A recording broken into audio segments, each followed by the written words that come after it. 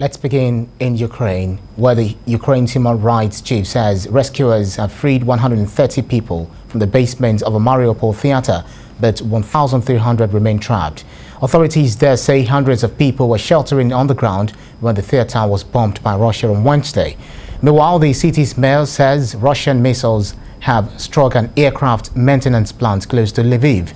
It is the closest war has come to the historic city in western Ukraine, which has been a safe haven for people fleeing fighting. The mayor says no casualties have been reported so far and rescue workers are at the site elsewhere. But elsewhere, U.S. President Joe Biden will urge China not to provide Russia with military equipment in a call with President Xi Jinping. Later, the Polish border, the guard agency says 2 million people have fled Ukraine to Poland since the war began. There is more update in this report. Ukrainian officials say Russian strikes have hit the capital, Kyiv, Lviv in the west, and Kharkiv and Kramatorsk in the east. Mariupol City Council says rescuers are trying to clear debris at the collapsed theater despite continuous shelling. Ukraine says 3,810 people were evacuated from cities on Thursday, including about 2,000 who left the besieged city of Mariupol. Russian invaders launched a missile strike on the residential area in Podilsky district. Kyiv, the city's mayor Vitaly Klitschko, reported 6 houses, kindergartens and a school were damaged. He added, according to the preliminary data, 12 persons were rescued, 98 persons were evacuated, 4 persons were injured, and 1 person sadly died. Russian military defense are claiming they launched a high-precision weapon strike which destroyed firing positions of the armed forces of Ukraine along with all equipment and weapons. Meanwhile, drone footage shows a Russian tank being targeted multiple times by Ukraine forces in Mariupol. The footage released by the Azov Battalion, a far-right paramilitary group absorbed into the Ukrainian National Guard, shows a tank being hit repeatedly as the drone records from above. The tank has a Z written on it, similar to other military vehicles operated by Russia during its invasion of Ukraine.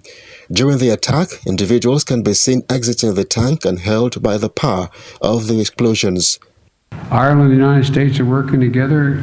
Elsewhere, U.S. President Joe Biden has slammed Russian President Vladimir Putin, describing him as a murderous dictator and a pure thug when he spoke before a St. Patrick's Day lunch on Capitol Hill just earlier. The U.S. president was fresh from a virtual meeting with the COVID-struck Irish Prime Minister Michael Martin at the White House. He then spoke prior to a Friends of Ireland lunch at the Capitol, hosted by the House Speaker Nancy Pelosi. Now you have Ireland and Great Britain and the Republic standing together against a murderous dictator, a pure thug who is waging an immoral war against the people of Ukraine. And by the way, the Republic is paying a big price for this, a big number for supporting the strategy, for supporting the sanctions, including aircraft, a whole range of things. It's not a minor contribution they're making to this effort. The fact is what he wants is a result. What's a result that says we have to, if you are not going to give us air cover with your own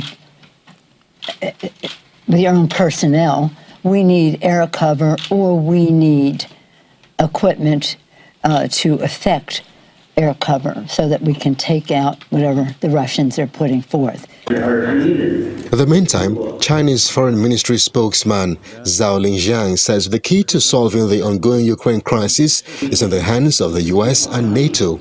U.S. Secretary of State Antony Blinken had said the fact that China hasn't pronounced itself against Russia's military operation in Ukraine is totally inconsistent with what China repeats over and over again about the sanctity of the UN Charter and basic principles in terms of the sovereignty of nations.